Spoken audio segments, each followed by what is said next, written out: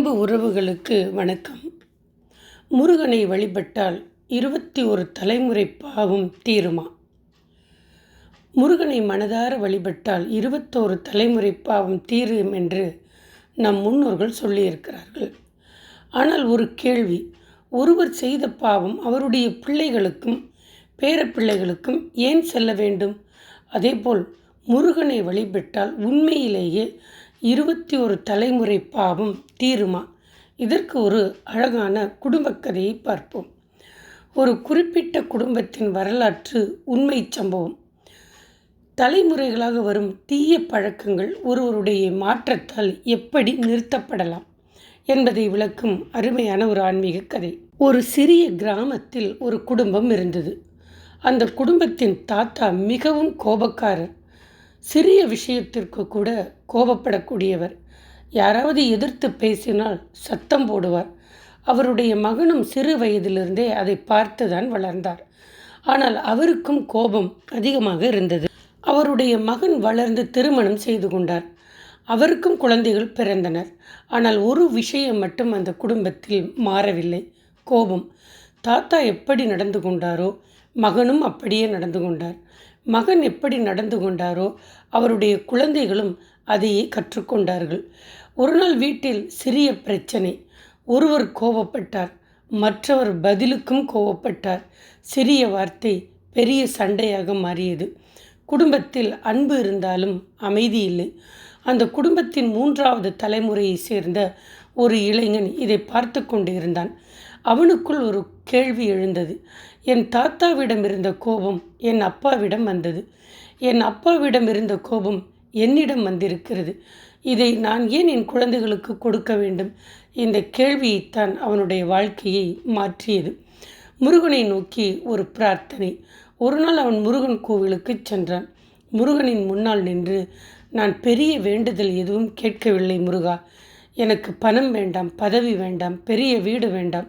என் கோபத்தை மட்டும் எடுத்துக்கொள். என் குடும்பத்தில் பல தலைமுறைகளாக வந்த இந்த கோபம் என்னுடன் முடிந்து விடட்டும். என் குழந்தைகள் என்னை பார்த்து கோபத்தை கற்றுக்கொள்ளாமல் அன்பை கற்றுக்கொள்ளட்டும். என்னை மாற்று முருகா என்று வேண்டினான். அந்த நாளிலிருந்து அவன் முருகனை வழிபடத் தொடங்கினான். ஆனால் ஒரு முக்கியமான விஷயம் நடந்தது. அவன் கோவிலுக்கு சென்று வழிபட்டு விட்டு வீட்டிற்கு வந்து மீண்டும் பழையபடி கோபப்படவில்லை. தன்னை மாற்ற முயற்சி செய்தான். கோபம் வந்தால் அமைதியாக இருந்தான். தான் தவறு செய்தால் மன்னிப்பு கேட்டான். பெற்றோரிடம் அன்பாக பேசத் தொடங்கினான். மனைவியை மரியாதையாக நடத்தினான். குழந்தைகள் தவறு செய்தால் அடிப்பதற்கு பதிலாக அழகாக விளக்கத் தொடங்கினான். முடிந்தவரை பிறருக்கு உதவத் தொடங்கினான். ஒரு மனிதன் மாறிய போது சில ஆண்டுகள் கழிந்தன. அவனுடைய குழந்தைகளும் வளர்ந்தார்கள். அவர்கள் தங்கள் தந்தையை பார்த்து ஒரு விஷயத்தை கற்றுக்கொண்டார்கள். கோபம் வந்தாலும் அதை கட்டுப்படுத்தலாம். தவறு செய்தால் மன்னிப்பு கேட்கலாம். மற்றவர்களை மதிக்கலாம். கடவுளை வழிபடுவது மட்டும் பக்தி அல்ல, நல்ல மனிதராக வாழ்வதும் தான் பக்தி. அந்த குடும்பத்தில் ஒரு மாற்றம் ஏற்பட்டது. தாத்தாவிடமிருந்து வந்த கோபம், தந்தையிடமிருந்து வந்த கோபம், மகனிடமிருந்து வந்த கோபம். ஆனால் அந்த மகனுடன் முடிந்தது. அடுத்த தலைமுறைக்கு அந்த கோபம் செல்லவில்லை. அன்புதான் சென்றது, பொறுமை சென்றது, மரியாதை சென்றது, நல்ல பண்பு சென்றது. இதைத்தான் நாம் ஆன்மீகமாக பார்க்கும்போது தலைமுறை கர்மத்தின் மாற்றம் என்று புரிந்து கொள்ளலாம். அப்படியானால் 21 தலைமுறை என்றால் இங்கேதான் நாம் ஒன்றை ஆழமாக புரிந்து கொள்ள வேண்டும். இதை ஒரு கணித கணக்காக எடுத்துக்கொள்ள வேண்டிய அவசியம் இல்லை. முருகனை ஒரு தலைமுறை வணங்கினால் 21 தலைமுறைகளின் எல்லா பாவங்களும் அழிந்துவிடும் என்று பொருள் கொள்ளாமல், ஒருவருடைய உண்மையான ஆன்மீக மாற்றம் அவருக்கு பின்னால் வரும் பல தலைமுறைகளுக்கும் அந்த நல்ல தாக்கத்தை ஏற்படுத்தும் என்ற ஆன்மீக கருத்தாக புரிந்து கொள்ளலாம். ஒரு குடும்பத்தில் ஒருவர் குடிப்பதை நிறுத்திவிட்டால் அவருடைய குழந்தைகள் அந்த வாழ்க்கையை பார்க்கிறார்கள். ஒருவர் பொய் சொல்லாமல் வாழ்கிறார், அவருடைய குழந்தைகளும் நேர்மையாக வளர்கிறார்கள். ஒருவர் பெற்றோரை மதிக்கிறார், அவருடைய குழந்தைகளும் அதை கற்றுக்கொள்ளுகிறது. ஒருவர் ஏழைக்கு உதவுகிறார், அந்த குழந்தைகளும் கருணையை கற்றுக்கொள்ளுகிறது. ஒரு மனிதனின் நல்ல செயல் அவனோடு முடிவதில்லை, அது அடுத்த தலைமுறையிலும் தொடரலாம். முருகனின் வேல் என்ன சொல்லுகிறது? முருகனின் கையில் இருக்கும் வேல் மிகவும் ஒரு ஆழமான அடையாளம். அந்த வேலை நாம் வெளியில் இருக்கும் எதிரிகளை அழிக்கும் ஆயுதமாக மட்டும் பார்க்க வேண்டியதில்லை. அது நம்முள் இருக்கும் தீமையை வெட்டி ஞானத்தின் அடையாளத்தை நமக்கு காட்டுவதற்கு. கோபத்தை வெட்ட வேண்டும், பொறாமையை வெட்ட வேண்டும், பேராசையை வெட்ட வேண்டும், பழிவாங்கும் எண்ணத்தை வெட்ட வேண்டும், அகங்காரத்தை வெட்ட வேண்டும், பொய்யை வெட்ட வேண்டும்.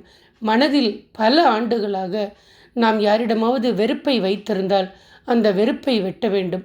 அப்போதுதான் முருகனினுடைய வேலின் உண்மையான அர்த்தத்தை நாம் உணர முடியும். முருகனை வழிபடு என்றால் முருகன் கோயிலுக்கு செல்லுங்கள், முருகனை தரிசியுங்கள், ஓம் சரவணபவா என்று சொல்லுங்கள், வேல்வேல் முருகான் என்று பக்தியோடு அழையுங்கள். சஷ்டி, கிருத்திகை போன்ற நாட்களில் உங்களை ஏற்ப நம்பிக்கைக்கு ஏற்ப வழிபடுங்கள். முருகா, என் எதிரியை மாற்ற வேண்டாம், முதலில் என்னை மாற்று. இந்த ஒரு பிரார்த்தனை வாழ்க்கையை மாற்றக்கூடியது. என் குடும்பத்தில் பல தலைமுறைகளாக இருந்து வந்த கஷ்டங்கள், கோபங்கள், துக்கங்கள், மன பயங்கள் என்னுடன் முடிவடையட்டும். பல தலைமுறைகளாக வந்த பகையும் என்னோடு முடியட்டும், பொய்யும் என்னோடு முடிவடையட்டும், தீய பழக்க வழக்கங்களும் என்னோடு முடியட்டும். என் அன்பு என்னிடமிருந்து தொடங்கட்டும், தர்மம் என்னிடமிருந்து தொடங்கட்டும், கருணை என்னிடமிருந்து தொடங்கட்டும், நல்ல பண்பு என்னிடமிருந்து தொடங்கட்டும். இதுதான் மிகப்பெரிய பிரார்த்தனை. 21 தலைமுறை பாவம் தீரும் என்ற நம்பிக்கையின் ஆழமான அர்த்தத்தை நாம் உணர வேண்டும். முருகனிடம் நாம் கேட்க வேண்டிய மிகப்பெரிய வரம், முருகா, என் குடும்பத்தின் நல்ல மாற்றம் என்னிடமிருந்து தொடங்கட்டும். முருகனின் வேல் நம் அறியாமையை வெட்டட்டும். முருகனின் அருள் நம் மனதில் அன்பை வளர்க்கட்டும். முருகனின் பாதம் நம் குடும்பத்தை நல்ல பாதையில் நடத்தட்டும். வெற்றிவேல் முருகன். ஓம் சரவண பவ. நன்றி, வணக்கம். நாம் எப்பொழுதும் இணைந்தே பயணித்திருப்போம்.